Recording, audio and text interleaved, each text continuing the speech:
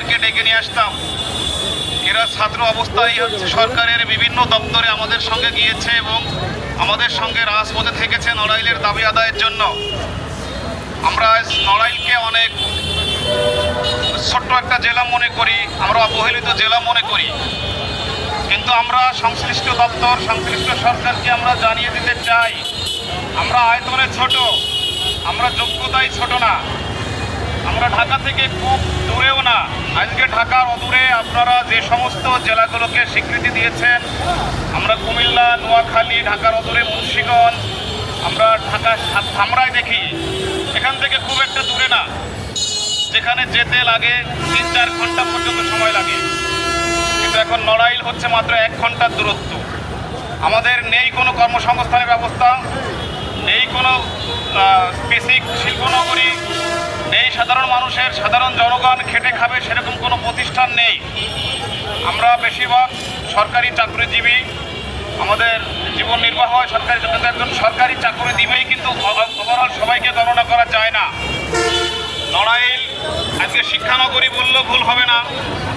আমাদের শিক্ষার ক্ষেত্রে আমরা অনেক এগিয়ে, আমরা সাংস্কৃতিক দিক দিয়ে বাংলাদেশের কোনো অংশে পিছনে নেই, আমরা স্পোর্টসের দিক থেকে আমরা পিছনে নেই।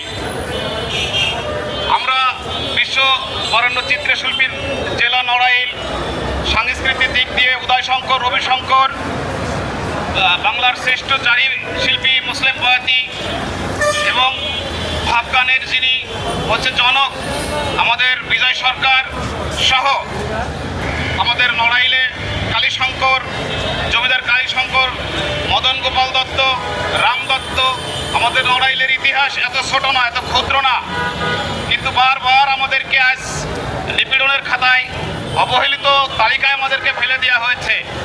আমরা যখন 2014 সালে ঢাকায় একটা বিশ্ববিদ্যালয় বাস্তবায়ন কমিটি তৈরি করেছি, আমরা নড়াইলে প্রোগ্রাম করেছি বিশ্ববিদ্যালয়ের দাবিতে, কিন্তু আমাদের যখন আমরা বড় বড় মিনিস্ট্রিতে গিয়েছি তখন আমাদের একটা আশ্বাস দেওয়া হয়েছে যে আর কিছুদিন দেরি করো, নড়াইলের মানুষ ঘুম থেকে উঠে দেখবে যে তাদের বুকের উপর দিয়ে হাইওয়ে এক্সপ্রেস গেছে, বেনাপোলে এটা যাচ্ছে, বেনাপোলে ওইটা যাচ্ছে, তোমাদের আর কোনো দাবি দেওয়ার কমতি থাকবে না। কিন্তু আমরা বলতে চাই, আমরা ছাত্র সমাজকে নিয়ে দেখিয়ে দিতে চাই যে আমরা আর অবহেলিত না।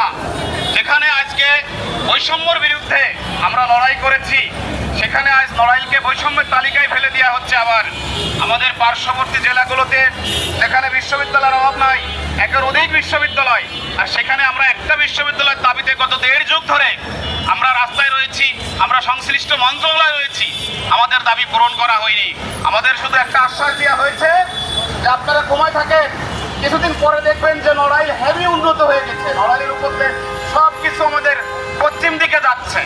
পশ্চিম দিক মানে হচ্ছে ভারতে যাচ্ছে, আমাদের উপর দিয়ে সবকিছু ভারতে যাচ্ছে, কিন্তু আমাদের বুকের উপর দিয়ে পা দিয়ে আমাদের পশ্চিমের দিকে উন্নয়ন হচ্ছে, অথচ ঢাকার অদূরে আমরা আমাদের রেখে আজকে আমাদের পশ্চিমে উন্নয়ন হচ্ছে। আমরা এটা চাই না। আমাদের দীর্ঘ 1.5 যুগের যে দাবি, নড়াইলে একটা পাবলিক বিশ্ববিদ্যালয়, একটা মেডিকেল বিশ্ববিদ্যালয়, আমাদের যে দাবি ছিল, আমরা সেই দাবি নিয়ে গত 1 যুগ আগেও আমরা বিভিন্ন দপ্তরে আমরা আমাদের স্মারকলিপি দিয়েছি, আমরা আমাদের দাবি দেওয়া জানিয়েছি, কিন্তু আমাদের যে ভুল বোঝানো হয়েছে আমরা সেই ভুলের মধ্যে আর থাকতে চাই না। এখন আমাদের ছাত্র ঐক্য, আমাদের সবার একটাই দাবি যে আর নয় বৈষম্য। শিক্ষা প্রতিষ্ঠার দাবিতে আমাদের যে রাস্তায় নামা, আমাদের এই নামা অব্যাহত থাকবে।